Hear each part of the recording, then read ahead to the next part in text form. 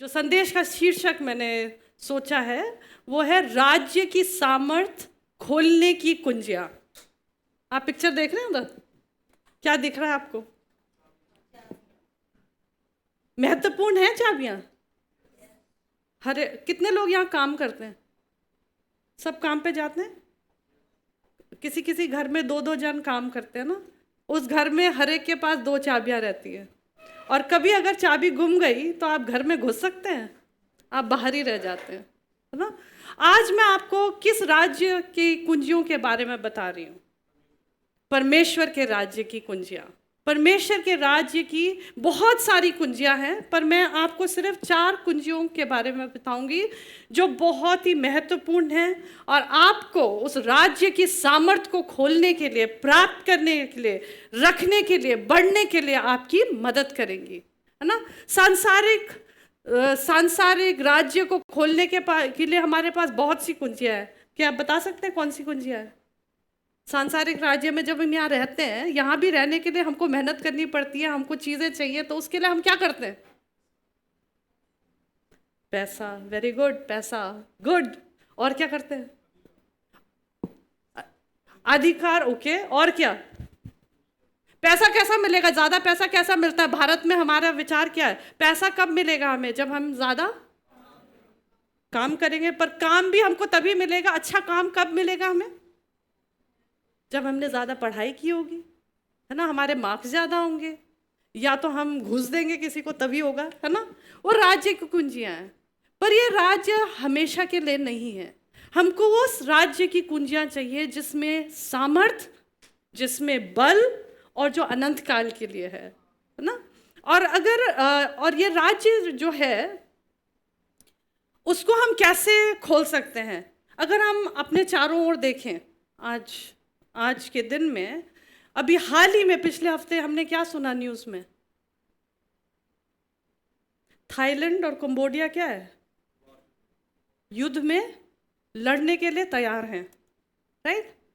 Ukraine Russia अभी तक लड़ाई चल रही है। इसराइल और फलस्तीन अभी भी वहाँ लड़ाई चल रही है। आसपास के देशों में हमारा रिश्ता हमारे पड़ोसी देशों के साथ कैसा है? खतरे पे है। हमने उसका महसूस किया है। चारों ओर हम क्या देख रहे हैं? परमेश्वर का आना निकट है।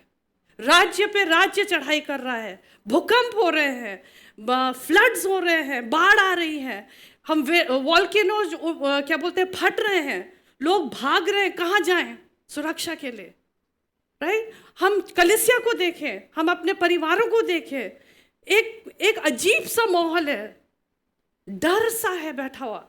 शादियां टूट रही हैं, बच्चे अपने माता पिता के विरोध में हैं, प्रेम ठंडा होता चला जा रहा है। ये क्या है? परमेश्वर के आने के चिन्ह है। ये बहुत खतरनाक समय है, पर यह एक बहुत महत्वपूर्ण समय भी है, क्योंकि परमेश्वर का आना बिल्कुल निकट है। वो कभी भी आएगा, और इस भयंकर माहौल में जहां डर हर एक को समा जाएगा, इस केओस में जब हम देखते हैं यहाँ पे राज लड़ाई चढ़ाई कर रहा है, भूकंप आ रहे हैं, आग लग रही है, एक्सीडेंट्स हो रहे हैं, लोग आए दिन मर रहे हैं। अभी 31 साल का एक जवान स्त्री मर गई, 6 साल की बच्ची को हार्ट अटैक होकर मर गई स्कूल में। ये कैसी बातें हैं? हमने कभी सुना था ऐसी चीजें? इस समय जब ऐसा हो रहा है, हमारा हृदय कांपता है। और हमारी सुरक्षा कहाँ है? क्या हम दूसरों के तरह भयभीत होकर डिप्रेशन पिल्स लेना लगेंगे? हम जाएंगे साइकाइट्रिस्ट के पास, मनोचिकित्सक के पास, और बोलेंगे हमें दवाई दे कि हमारा मन शांत हो जाए? नहीं, वो चीज़ें हमें शांत नहीं कर सकती। केवल एक चीज़ है जो हमें शांत कर सकती है, वो परमेश्वर की हजूरी है। वो परमेश्वर है, जो जीवता परमेश्वर, जो हमारे साथ है। और अगर वो हमारे अंदर है, वो आग हम में बनी रहेगी। फिर आसपास चाहे हमारे कुछ भी क्यों ना हो, आसपास चाहे लड़ाई हो, झगड़ा हो, मृत्यु हो, एक्सीडेंट हो, कुछ भी क्यों ना हो, विरोध हो, हम स्थिर रह सकेंगे। हम इस आंधी में स्थिर रह सकेंगे। हमने गाया, भंवर के बीच में, उस भंवर के बीच में आज हम हैं, जहां सारी चीजें, एक स्टेज तैयार हो रहा है कि परमेश्वर आएगा। और इस भवंडर के बीच में हम किसकी ओर ताकते हैं? परमेश्वर की ओर। और उन 4 चीज़ों को आज हम देखेंगे जिससे हम वो सामर्थ्य प्राप्त कर सकते हैं कि उसमें हम स्थिर बने रहे, इन अजीब सी स्थितियों में हम खड़े रह सकें, वो शांति में बने रह सकें कि परमेश्वर हमको विजय से विजय करे।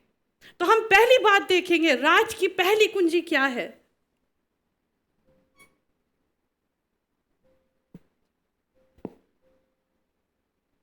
पहला क्या है?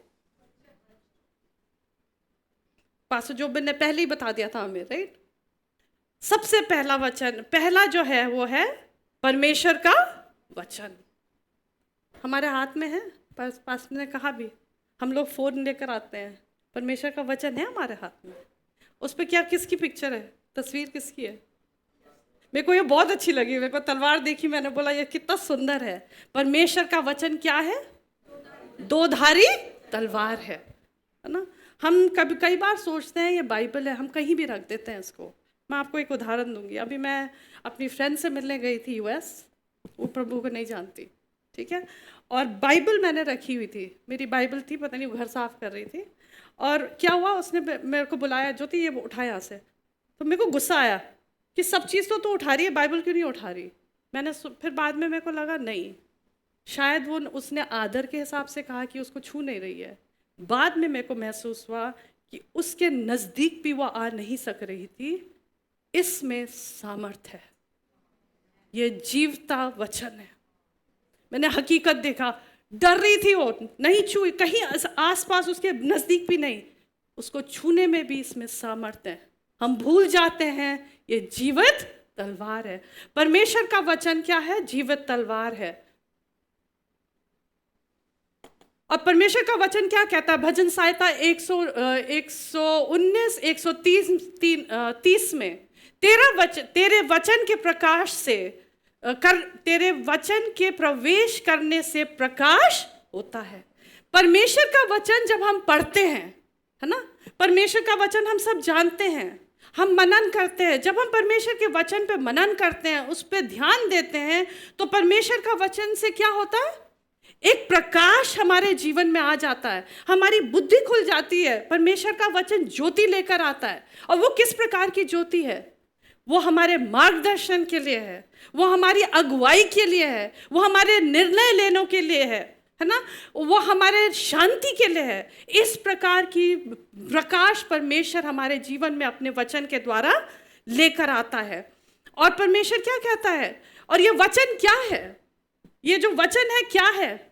मेरी दोस्त इसको छू क्यों नहीं पाई? ये वचन है क्या? यूहन्ना 1:1-3 में अगर हम पढ़े, क्या है? आदि में वचन था और वचन परमेश्वर के पास था और वचन परमेश्वर था और परमेश्वर हमारे बीच में आया। वो देहधारी हुआ और हमारे बीच में उसने डेरा किया। कौन था वो वचन जो देहधारी हुआ? यीशु मसीह। इस वचन को उसने नाम दे दिया जिसको हम पुकारते हैं और बोलते हैं। हम भूल जाते हैं ये सामर्थ्य है। वो वचन हमारे पास है, यीशु हमारे पास है, ये उसका जीवता वचन है, ये उसका है, उसका वचन है, वो हमारे पास है। और क्या करता है वचन? जब प्रभु यीशु हमारे अंदर है, जब उसका वचन हम पढ़ते हैं तो हमारे अंदर एक प्रकाश जागता है, उज्जवल होता है, जिससे हर एक चीज हम एक भिन्न दृष्टिकोण से देखने लगते हैं, समझने लगते हैं, जो सांसारिक नहीं है पर आत्मिक है। और फिर क्या होता है? हम बुद्धिमानों से भी हम ज़्यादा बुद्धिमान बन जाते हैं, क्योंकि वो हमारा ज्ञान नहीं, परमेश्वर का ज्ञान है। वो दृष्टिकोण परमेश्वर का दृष्टिकोण है। और सब अचंबा करते हैं, अरे ये तो ऐसा ही है, इसमें ऐसा कैसा बल आया? वो हमारा नहीं, पर किसका बल है? परमेश्वर का, राइट? और हम क्या करते हैं? जब हम परमेश्वर का वचन पढ़ने लगते हैं, जब हम उसको हम मनन करने लगते हैं। पढ़ते हैं आप लोग वचन? कितने लोग पढ़ते हैं? सही बताइए। शुक्र है, कई हाथ नीचे है। पढ़ना शुरू करिए, मैं बताती क्यों। बहुत महत्वपूर्ण है। कई बार हम रख देते हैं ना इसको, ठीक है बाइबल है, संडे को आएंगे सुनेंगे, वचन बहुत हो गया। नहीं, ये वचन व्यक्तिगत है। इसको जब तक हम व्यक्तिगत रूप से नहीं जानेंगे, हम इसकी सामर्थ्य को भी नहीं समझेंगे। तो क्या है ये वचन? जब हम इसको पढ़ने लगते हैं, जब हम इसको मनन करने लगते हैं, हम क्या करते हैं? हम आशीषित होते हैं। ये हमसे बातचीत करने लगता है, राइट? ये हम उसके तरफ दौड़ते हैं। पर जब हम ज़्यादा परमेश्वर के वचन को मनन करते हैं, उसको पढ़ते हैं, समझने लगते हैं, तो क्या होता है? वचन हमसे मुठभेड़ करता है, हमारा सामना करता है। पहले तो हम जाते हैं वचन के सामने, पर जैसे हम उसमें ज़्यादा लौलीन होते हैं, पवित्र आत्मा हमें समझाने लगता है, और परमेश्वर का वचन से हमारी क्या होती है? एक इनकाउंटर होता है ना? अगर हमारे सामने बंदूक रख दी जाए तो क्या है? वो हमारा इनकाउंटर है। वैसे ही परमेश्वर का वचन हमको क्या दिखाता है? अपने जीवन को दिखाने लगता है। और फिर क्या होता है? वहाँ पे सारी सर्जरी शुरू हो जाती है, आत्मिक सर्जरीज। ये ठीक नहीं है। क्या है परमेश्वर का वचन? दोधारी तलवार, जीवित दोधारी तलवार है, जो मांस और हड्डी को अलग करता है, आत्मा और प्राण को अलग करता है, हमारे विचारों को भेद देता है। परमेश्वर का वचन हमारे आत्मिक जीवन की सर्जरी करने लगता है, अगर हम उस वचन में डूब जाएंगे, अगर हम उस वचन को पढ़ेंगे। अगर नहीं पढ़ेंगे तो वैसे ही रहेगा। वो जो फोड़े हैं, जो अंदर की गंदगी है, वैसे ही रह जाएगी। पर जब हम परमेश्वर के वचन को पढ़ेंगे, वो सर्जरी हमारे आत्मिक जीवन की शुरू हो जाएगी। ये परमेश्वर का वचन है। और क्या करता है वचन? हमारे अंदर क्या करता है? हमको बदलता चला जाता है। तीसरी बात, पहले परमेश्वर का वचन क्या करता है? हमारी मुठभेड़ होती है हमारी परमेश्वर के वचन से, हमारी मुठभेड़, और हम अपने आप को परमेश्वर के आईने में देखने लगते हैं। हम कौन हैं? हमें अपना पापहीन मन, हमारा चरित्र दिखने लगता है, और हमारी क्या इच्छा होती है कि नहीं परमेश्वर, मैं तेरे लायक नहीं हूँ, मुझे अपने तरह बना। और हम उसकी समानता में बदलते चले जाते हैं, क्योंकि वचन हमारा क्या करता है? हमें आर पार फाड़ देता है, चित्तर वित्तर कर देता है कि मैं परमेश्वर के समान बन जाऊं। और फिर क्या होता है? परमेश्वर हमें परिवर्तित करता है। और परमेश्वर का वचन क्या कहता है? वचन कहता है कि तुम परमेश्वर के वचन को अपने अंदर वास करने दो। वास करना क्या है? कि अंदर बिल्कुल वो ऐसे रम जाए, सम जाए, कि वो अब हमारा एक हो जाए। अगर हमारा हृदय निकाल दिया जाए, क्या हमारे बॉडी फंक्शन करेगी? नहीं। अगर हमारा कोई भी अंग हमारे से अलग कर दिया जाए तो तकलीफ होती है, राइट? सर्जरी होती है तो तकलीफ होती है। पर क्या करते हैं हम? परमेश्वर का वचन तो हमको चेतावनी दे रहा है कि हम परमेश्वर के वचन को, कुलुस्सियों 3 उसका 16वें अध्याय में क्या लिखा है? कि तुम परमेश्वर के वचन को अपने में अधिकाई से बसने दो। अधिकाई से बसने दो। अधिकाई क्या? हम तो थोड़ा भी नहीं बसने, एक वचन पढ़ा चलो भागे, पर वो वचन को हमने बसने देना है। और जब हम उसको बसने देते हैं, अपने आप में ले देते हैं, वो हम में रम जाता है। जैसा हमारा अपना शरीर है कि जब हम कुछ बोले तो वचन ही निकले, जब हम कुछ गाएं तो परमेश्वर का वचन ही निकले, अगर हम किसी से बातचीत करते हैं तो सिर्फ परमेश्वर की बातें निकले। वो क्या है? परमेश्वर का वचन मेरा हो गया है, वो वचन मेरा हो गया है। और फिर क्या होता है? वो प्रकाश हम में आता है कि लोग जब हमें देखेंगे बोलेंगे ये क्या है। उसी दोस्त जो मैं यूएस में गई थी, मैं एयरपोर्ट पे उतरी, वो मुझे लेने के लिए आई। सैन फ्रांसिस्को एयरपोर्ट में हम मेट्रो में बैठे घर की तरफ जाने के लिए। उसने पहली बात क्या बोली? 30 साल बाद हम मिल रहे हैं, कॉलेज में साथ थे, 30 साल बाद हम मिल रहे हैं, साथ में बैठे हैं। कहती है ज्योति, तेरे बारे में कुछ भिन्न है, इतनी शांति है तेरे में। मेरी शांति है? मेरी शांति। परसों मेरे से दुआ करके क्या कहती है? मेरे से बोलती है दुआ कर, मेरे को लगता है तेरी दुआओं की वजह से मेरा आज जॉब है। मेरी दुआएं, मेरी उपस्थिति नहीं, मैं कुछ नहीं। मेरे अंदर जो है वो कौन है? प्रभु का वचन। प्रभु का वचन कौन है? यीशु मसीह। ये सामर्थ्य है जो परमेश्वर ने आज हमें दी है। इस वचन को थाम लो, उस पे मनन करो, याद करो, गाओ, अपने बच्चों को सिखाओ, अपने आप को सिखाओ, उसको तिरस्कार मत करो। या अगर वचन छीन लिया गया, हमारे पास वो कुंजी नहीं रह जाएगी। अगर वो ले भी लिया गया हो, आपके मन में वो छिपा रहना चाहिए। तेरे वचन को मैंने अपने हृदय में रख छोड़ा है कि मैं तेरे विरुद्ध पाप ना करूं। ये पहली कुंजी है। अगर आप परमेश्वर के राज्य की सामर्थ को चाहते हैं, परमेश्वर के राज्य की सामर्थ को अपने जीवन में देखना चाहते हैं, पास्टर जोबिन नहीं, या हमारे दूसरे पास्टर नहीं, या बड़े बड़े सेवक नहीं, हम बहुत से सेवकों को आजकल देखते हैं, वही सामर्थ आपके लिए भी उपलब्ध है। अगर आप उसको विश्वास के साथ, लगन के साथ ले लेंगे। आपने कहा ना, आप मेहनत करेंगे, आप मेहनत करके आप पैसा कमाते हैं। परमेश्वर का राज्य भी मेहनत से लेना है। उद्धार तो हमको मुफ्त में दिया गया है। विश्वास करो और वो तुम्हें मिल जाएगा। विश्वास परमेश्वर हमसे नहीं लेता, हमारा उद्धार हमारे पास है। पर पौलुस क्या कहता है? अपने उद्धार को काम करके उसको क्या करो? बचा के रखो। वर्क आउट योर सैल्वेशन, अपने उद्धार के लिए काम करो। उसका मतलब क्या था? कि हम अपने उद्धार को, उस पवित्र आत्मा को अपने जीवन में और भी बढ़ा सके। जब हम परमेश्वर को ग्रहण करते हैं, हम कौन हैं? हम छोटे बच्चों के समान होते हैं, दूध पीते बच्चों के समान होते हैं। पर जब हम वचन को पढ़ने लगते हैं, हम उसमें और लौलीन हो जाते हैं, सीखने लगते हैं, तो हम बढ़ने लगते हैं। फिर हम थोड़ा सा चलते हैं, फिर हम खड़े हो जाते हैं, फिर हम दौड़ने लगते हैं, हम बोलने लगते हैं, हम कुछ ना कुछ कर सकते हैं। आत्मिक जीवन भी वही है। हमारा उद्धार हमारे पास है, पर उस बीज को जो परमेश्वर ने हमारे अंदर बोया है अपने जीवन का, वो तभी बढ़ेगा जब हम परमेश्वर के वचन को अपने जीवन में बढ़ाएंगे। आप करेंगे? सेम चीजें हैं पहली कुंजी, और वो वचन हमको क्या कर देगा? पूरी रीति से परिवर्तित कर देगा।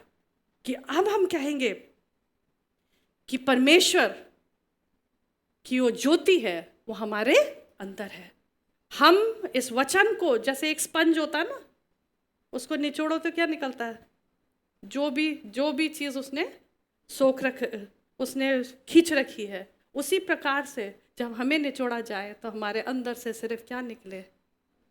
वचन, जीवता वचन। क्योंकि क्या है वचन? वो ज्योति क्या थी? मनुष्य के लिए जीवन थी। The light was the life of man. वो ज्योति कौन थी? वो प्रकाश कौन था जो हमारे बीच में देहधारी हुआ?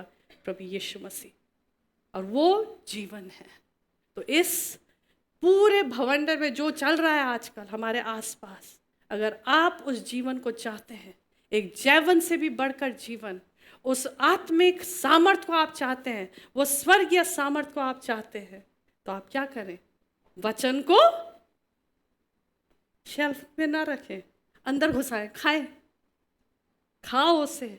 याद करने के लिए मेहनत करनी है, पढ़ने के लिए समय देना है, निकालना है। नींद आ जाती है, कितनों को नींद आती है ना जब हम बाइबल पढ़ते, कई बार उसी में सो जाते हैं। हमको पढ़ना है। प्रभु मेरे को सिखा अपना वचन, तू क्या बोल रहा है मुझसे बोल, क्योंकि ये जीवता वचन बोलता है। ये जीवता वचन हमसे मुठभेड़ करता है।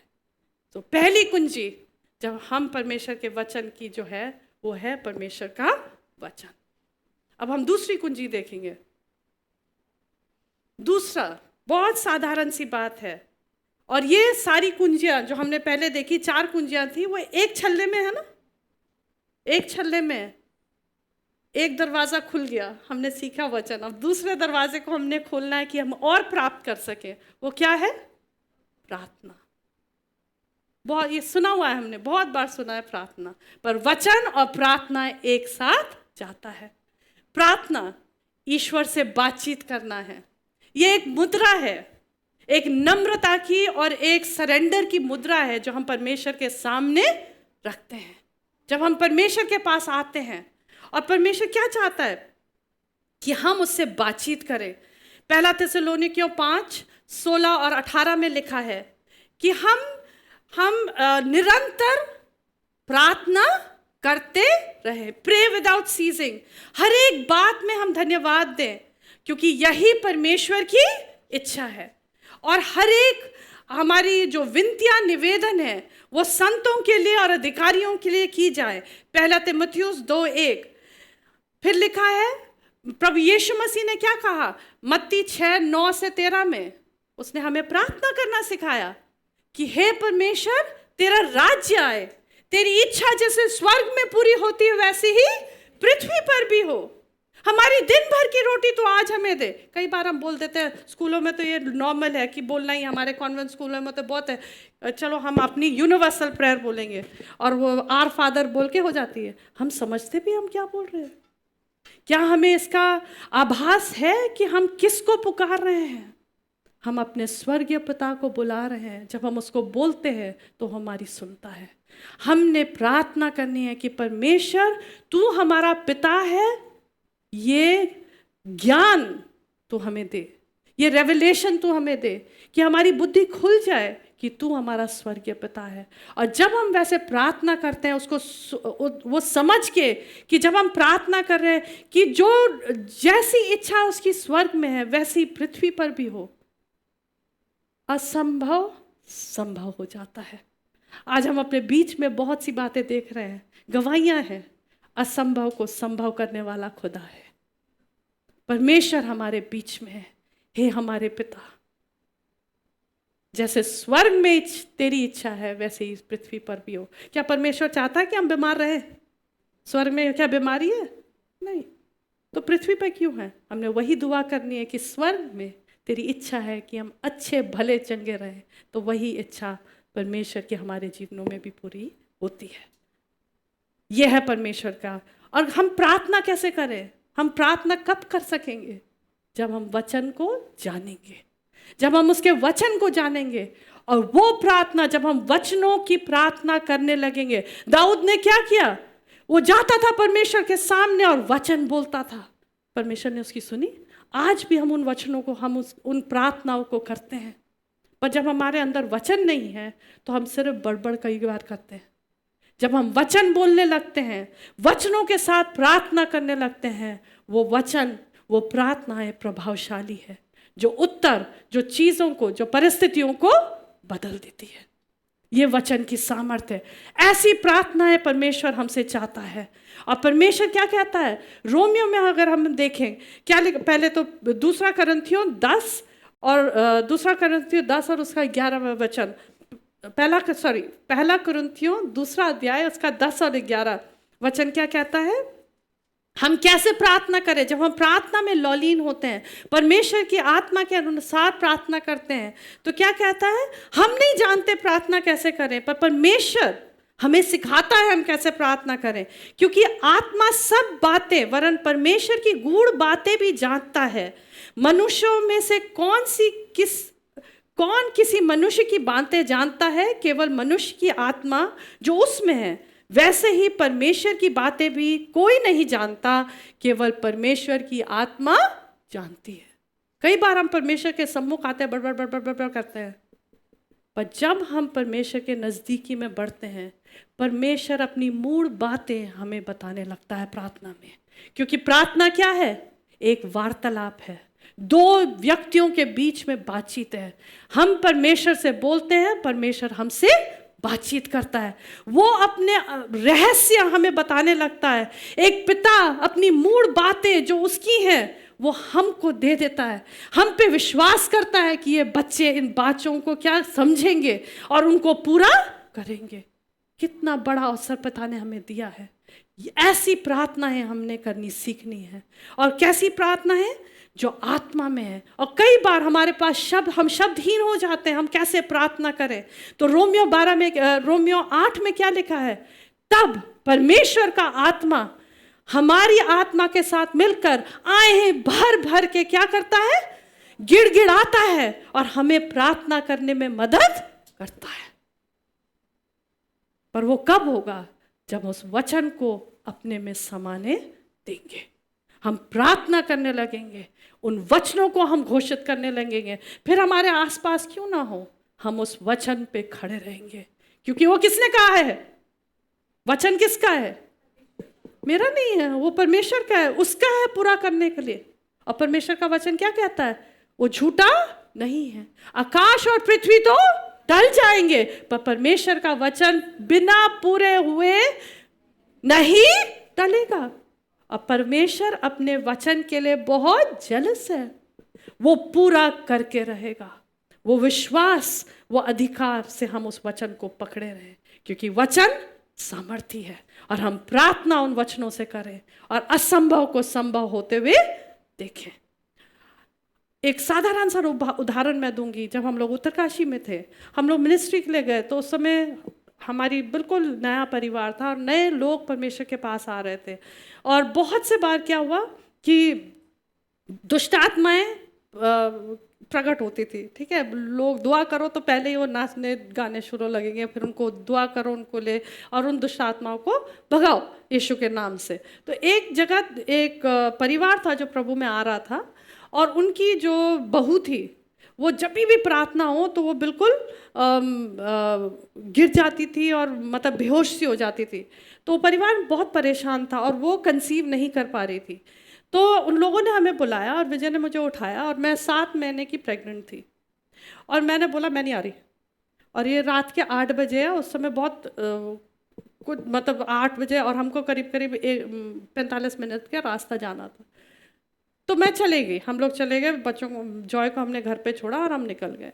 और हम लोग सारे पास्टर्स और हमारी पूरी टीम, हम लोग प्रार्थना कर रहे थे। और जैसे ही हमने गाना शुरू करा वो फिर बेहोश हो गई।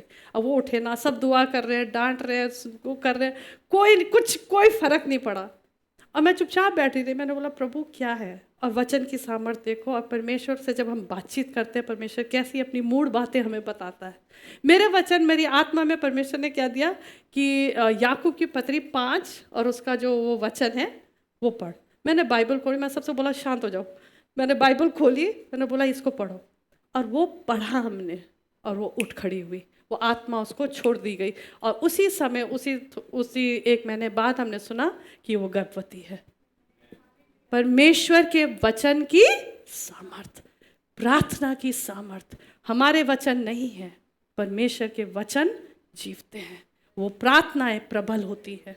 तो हमने वो प्रार्थना आत्मा में करना सीखना है। ये हमारी दूसरी कुंजी है। आत्मा में परमेश्वर हमसे क्या प्रार्थना करवाना चाहता है, वो हम तभी जानेंगे जब हम उसके वचन को जानेंगे। फिर हमारी लिस्ट नहीं आएगी, हमारी शॉपिंग लिस्ट नहीं होगी कि परमेश्वर आज मेरे को ये चाहिए, आज मैं से ये कर रही हूँ, मेरे को इससे बचाइए, ये बचाइए नहीं होगा। हमारा लेन देन नहीं होगा, मोल तोल नहीं होगा। वो एक घनिष्ठता होगी कि हम परमेश्वर में लौलीन होंगे। जो वो चाहता है उन चीज़ों के लिए, वो भेदों के लिए हम प्रार्थना करना शुरू करेंगे। परमेश्वर के हृदय हम पे प्रकट होगा। कितना भरोसा, कितना प्यार, कितना आत्मसम्मान हमको महसूस करना चाहिए कि परमेश्वर वो मूड बातें हमें बताता है, सपनों से हमसे बातचीत करेगा, हमारे अंदर वो विचारों को डालेगा। क्योंकि परमेश्वर कुछ भी चीज़ अपने विश्वासी को, अपने सेवकों को बताए बिना नहीं करता है। पर हमें उस मुद्रा में रहना है कि परमेश्वर तू हमसे बातचीत कर। प्रार्थना हमारी दूसरी कुंजी है। प्रार्थना के साथ तीसरी बात जो परमेश्वर हमसे चाहता है कि हम करें, क्या है? उपवास। जैसे प्रार्थना एक मुद्रा है, जिस तरह से हम बैठते हैं, जिस आसन में हम बैठते हैं, ओके, शब्द शायद सही ना हो, पर क्या है? उपवास भी एक मुद्रा है। और वो किस प्रकार की मुद्रा है? समर्पण की मुद्रा है। समर्पण की मुद्रा है। और कई बार उपवास हमारे मसीह जीवन में हम लोग उसको तिरस्कार कर देते हैं। हम बाइबल पढ़ लेंगे, हम प्रार्थना कर लेंगे, ठीक है। उपवास, हमारे पास हजारों एक्सक्यूजेस रहते हैं। अरे मेरी तबीयत ठीक नहीं है, मैं तो इतना काम कर रहा हूँ सुबह से शाम तक, मैं थक जाता हूँ, मैं उपवास नहीं कर सकता, या मैंने दवाइयाँ लेनी है, मैंने ये करना। हमारे पास हजारों एक्सक्यूजेस रहते हैं कि हम उपवास ना करें। पर अगर हम बाइबल में देखें, उपवास एक नियम परमेश्वर ने हमको दिया है। मूसा ने कितने दिन उपवास किया? 40 दिन। जब वो ऊपर पहाड़ पे गया था, 40 दिन उपवास करा, एक ही बार नहीं 2 बार हुआ, क्योंकि पहले बार क्या था, जब वो नीचे आया उसको गुस्सा आया और उसने क्या करा, जो परमेश्वर ने आज्ञा दी थी वो तोड़ दी। आ जाओ ऊपर फिर से, क्या करना है, 40 दिन और रह मेरे साथ, उपवास और प्रार्थना। और परमेश्वर ने क्या दिया उसको, आज्ञाएं दी, है ना। और एस्तर ने कितने दिन उपवास किया, 3 दिन। किस चीज के लिए उपवास किया, बचाव के लिए, अपनी सुरक्षा के लिए, अपने देश की सुरक्षा के लिए उसने प्रार्थना किया। और सब एक साथ हृदय में होकर उन्होंने प्रार्थना की और परमेश्वर ने राजा के हृदय को बदला। दानियल ने समझ के लिए प्रार्थना की, राइट, उपवास किया। पौलुस ने उपवास और प्रार्थना की कि मार्गदर्शन हो। इस्राएलियों ने क्यों प्रार्थना की, उपवास किया, इस्राएलियों ने क्यों उपवास किया, कैसे थे इस्राएली, परमेश्वर कुछ ना कुछ करता था और क्या करते थे वो, क्यों लाया हमारे पास, ये क्यों करा, वो क्यों करा, बस हर समय ऐसा होना चाहते हैं, ऐसे चाहिए हमें, मीट चाहिए, ये नहीं है, खाना नहीं है, पानी नहीं है। तो उनको क्यों उपवास के लिए बोला परमेश्वर ने, कि वो पश्चाताप करें। जब भी वो उपवास के साथ, प्रार्थना के साथ परमेश्वर के पास आए, परमेश्वर ने उनकी सुन ली। जो पहली की कलीसिया थी, शुरुआत की कलीसिया थी, उन्होंने दुआ करी। कोई भी महान निर्णय लेने से पहले क्या करा, उन्होंने प्रार्थना की, उपवास की और उनको मार्गदर्शन मिला, राइट। और हम देखते हैं प्रभु यीशु मसीह ने भी उपवास किया। कितने दिन उपवास किया, बयाबान में उसने भी उपवास किया। किसके लिए, तैयारी के लिए। उसने दुआ करी और फिर उसने क्या सिखाया, प्रभु यीशु मसीह ने क्या कहा कि जब तुम उपवास करो, उसने ये नहीं कहा अगर तुम उपवास करो। बाइबल में लिखा है ना, बहुत क्लियरली लिखा, मत्ती 6:16, खोल के उसको अंडरलाइन करो, कि परमेश्वर ने ये नहीं कहा कि अगर तुम उपवास करो तो ऐसा करो, नहीं, जब तुम उपवास करो तो उन फरीसी सदूकियों की तरह ना करो कि तुम अपना ढिंडोरा पीटो कि हाँ मैं उपवास कर रहा हूं। तो वो क्या है, वो केवल एक रिलीजन है या एक दिखावा है। पर परमेश्वर क्या चाहता है कि हम उसके सामने आए, नम्र और दीन होके परमेश्वर के पास आए। योएल 2:12, परमेश्वर क्या कहता है कि तो भी यहोवा की यह वाणी है, अभी भी सुनो, उपवास के साथ रोते पीटते अपने पूरे मन से फिर कर मेरे पास आओ। अगर हम उपवास के साथ परमेश्वर के पास आते हैं, किसी भी बात को, चाहे हम पश्चाताप करना चाहते हैं, कोई भी बात हम परमेश्वर के सामने रखते हैं, तो परमेश्वर हमारी सुनता है।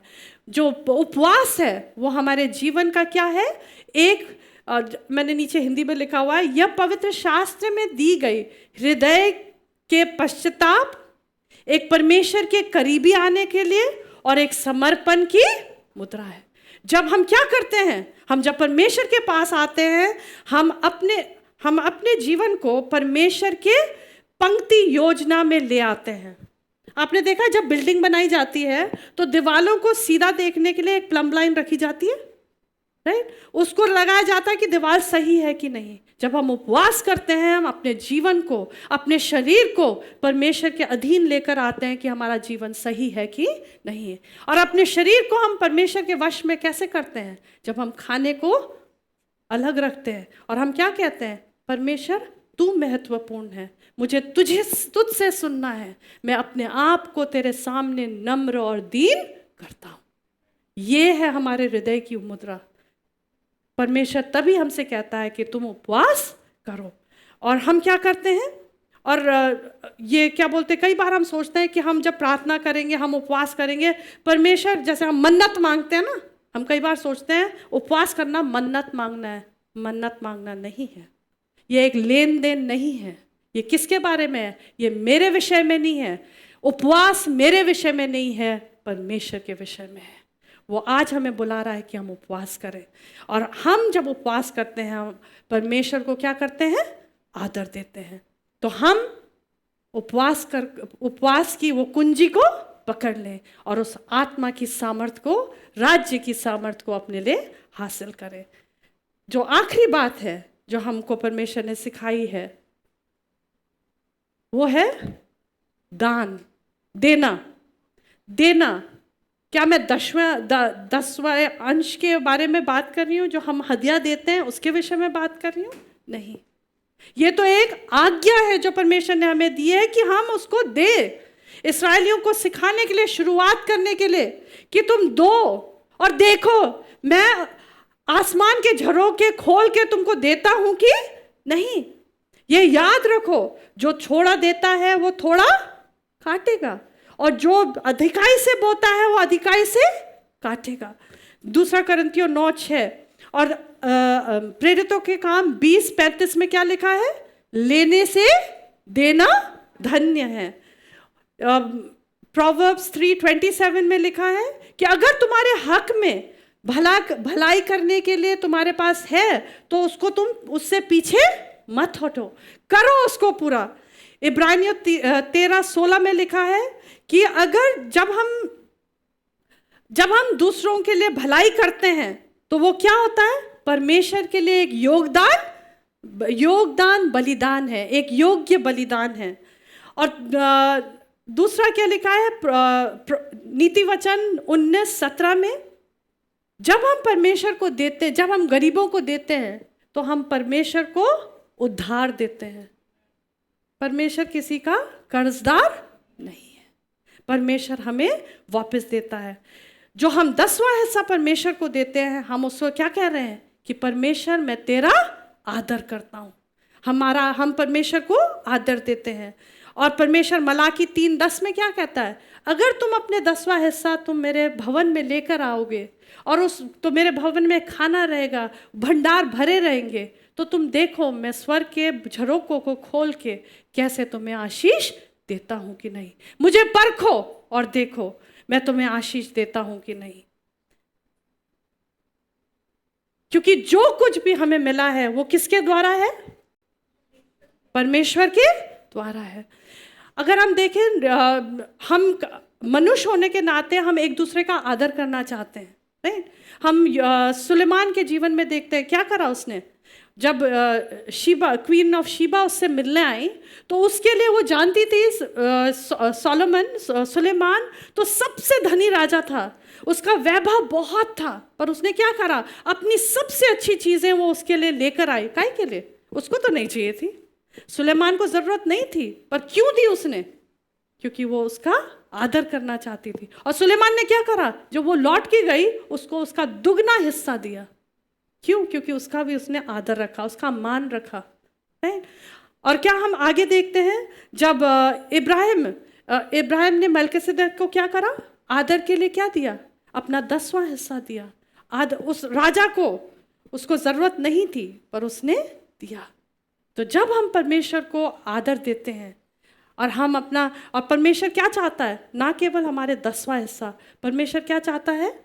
हम करुणा दृष्टि से हम देने लगे।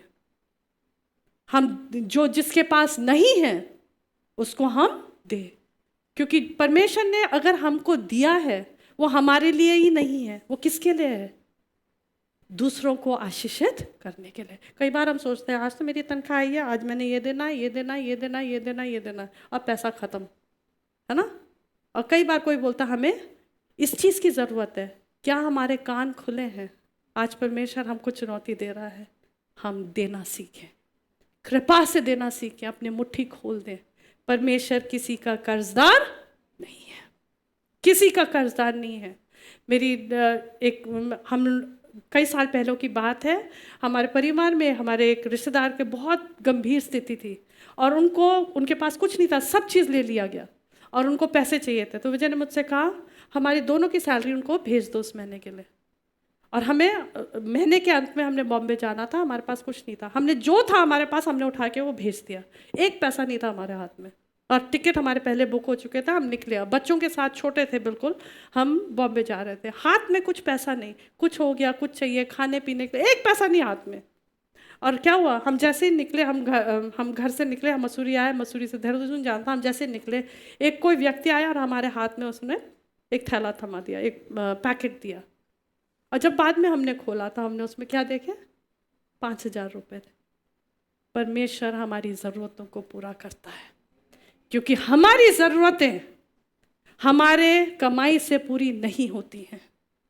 हमारी ज़रूरतें परमेश्वर के भंडार से पूरी होती हैं। हम कृपा दृष्टि करें, दे हम, परमेश्वर हमको आशीष देगा। वो आपका कर्जदार नहीं रहेगा। हम किसके लिए दें? किसी उद्देश्य के लिए और किसी मिशन के लिए दें। परमेश्वर आपके हृदय में डालता है, सेवकों के लिए दें, जो काम कर रहे हैं, पसीना बहा रहे हैं, हम उनको दें। परमेश्वर उसको आशीषित करेगा, क्योंकि जब हम देते हैं परमेश्वर हमारे दान को याद रखता है, स्मरण करता है। हम जब परमेश्वर के सामने जाते हैं, हम कह सकते हैं, परमेश्वर मेरे दानों को तू स्मरण कर। देखो परमेश्वर आपकी सुनेगा कि नहीं सुनेगा। साधारण सा एग्जाम्पल, जॉय मेरा जो बड़ा बेटा है, उसने क्या करा? शुरू में यहाँ पे उसने एक छोटा सा जॉब लिया था और उसको 400 रुपये मिले सिर्फ एक दिन के। उसने क्या कहा? मैं परमेश्वर को वो दे दूंगा। वो आया और उसने कलीसिया में वो दान दिया। उसके बाद परमेश्वर ने क्या करा? बहुत निराश था, वो नहीं पढ़ना मांग रहा था इधर। परमेश्वर ने उसके लिए ऐसा द्वार खोला कि हम भी अचंबा करने लगे। यहाँ से उठा के उसको यूएस ले गया। हमारे पास हमारी क्षमता नहीं थी, परमेश्वर ने उसकी हर एक ज़रूरत को पूरा किया। ये हमारा परमेश्वर है। चौथी कुंजी, परमेश्वर कहता है दो, मैं तुम्हें दूंगा। और फिर हम आखिरी बार जब हम इन चीज़ों को क्या करते हैं, जब हम परमेश्वर के पास आते हैं तो हम क्या करते हैं? जब हम वचन को पढ़ते हैं, जब हम प्रार्थना करते हैं, जब हम उपवास करते हैं, जब हम स्वेच्छा से देने लगते हैं, तो क्या होता है? ये हम अपने आप को जीवता बलिदान परमेश्वर के लिए समर्पित करते हैं। हम अपने आप को परमेश्वर को देते हैं। और परमेश्वर क्या कहता है? जब हम अपने आप को परमेश्वर को देते हैं, अगर हम पुराने नियम में देखें तो उधर क्या परमेश्वर ने कहा था कि उसने एक नियम ठहराया था कि जो पाप का बलिदान है वो क्या था? एक था, एक मेमने के ऊपर अपना हाथ रखना था और वो एक नियम था, तुमने करना ही करना है। पर जो होम बलि और मेल बलि थी, जो परमेश्वर ने आज्ञा दी थी, वो क्या थी? स्व की बलिदान था। वो जितना तुम देना चाहो वो दे सकते हो। और सुलेमान ने क्या करा? हम देखते हैं सुलेमान, इब्राहिम कि उन्होंने क्या करा? ये होम बलियां कब चढ़ाई? परमेश्वर को धन्यवाद देते हुए। जब बाढ़ समाप्त हुआ, नूह ने वेदी बनाई और उस पर होम बलि चढ़ाई। जब इब्राहिम को परमेश्वर ने कहा तू मुझसे प्यार करता, उसने इसहाक को ले गया ऊपर मोराया पर्वत पर और उसने अपने पुत्र को होम बलि चढ़ाने के लिए रख दिया। पर परमेश्वर ने क्या करा? उपाय किया और उसके लिए मेमना दिया। उसी प्रकार से सुलेमान ने क्या करा? जब उसने जो मंदिर था उसका क्या करा? समर्पण किया। तो क्या हुआ? उसने वो वेदी बनाई और हजारों के तादाद में उसने होम बलि चढ़ाई। एलाइजा ने क्या करा? माउंट कार्मेल पे जब उसने वेदी बनाई तो क्या हुआ? उसने वो बलि रखी। ये पूरी रीति से ये बलि को चढ़ाया जाता था, पूरा की पूरा। और क्या हुआ? जब इन्होंने चढ़ाया तो परमेश्वर की आग आकर उसको भस्म कर दी। उसको पूरी रीति से, एलाइजा के उसमें तो लिखा है जो जमीन में पानी था उसको भी उस आग ने चाट लिया, उसको समेट लिया। तो क्या होता है? जब हम अपने जीवन को परमेश्वर के वेदी पे रख देते हैं और हम कहते हैं अब मैं नहीं, पर प्रभु यीशु मसीह मुझ में जीवित है, हम परमेश्वर को प्रथम स्थान देते हैं और उस वेदी पे अपने आप को रख देते हैं। एक जीवता भाता हुआ सुगंधित द्रव्य की तरह हम उस वेदी पे अपने आप को चढ़ा देते हैं। अपने अहम को, अपने पैसे को, अपने समय को, हमारा सब कुछ जो है, हम कहते हैं अब मैं नहीं, पर प्रभु यीशु मसीह जीवित है। तो वो वेदी पे जो बलिदान है एक सुगंधित द्रव्य की तरह परमेश्वर के प्रति उठता है और परमेश्वर उससे प्रसन्न होता है। और क्या होता है? हमारा जीवन उस वेदी पे जीवन होता है और एक जयवंत से बढ़कर जीवन होता है। आज परमेश्वर हमें बुला रहा है। हमारा जीवन कहाँ है? हम परमेश्वर के साथ कहाँ हैं? ये 4 कुंजियाँ परमेश्वर ने हमें दी हैं। क्या हम तैयार हैं एक जीवता बलिदान परमेश्वर के लिए बनने के लिए? अगर आप चाहते हैं कि आप जीवता बलिदान परमेश्वर के लिए हो तो उन 4 कुंजियों को अपने हाथों में ले लें, अपने हाथों में ले लें, उनको साइड में ना रखें, वचन में लौलीन हो जाए, प्रार्थना में आत्मा में प्रार्थना करना शुरू करें, उपवास करें, अपने आप को नम्र और दीन परमेश्वर के सामने करें, और क्या करें, हम देना शुरू करें। सबसे पहले अपने आप को हम परमेश्वर को दें, और देखो परमेश्वर का राज्य की सामर्थ आपके लिए खुलती है कि नहीं। चाहते हैं आप लोग? आइए हम प्रार्थना करें।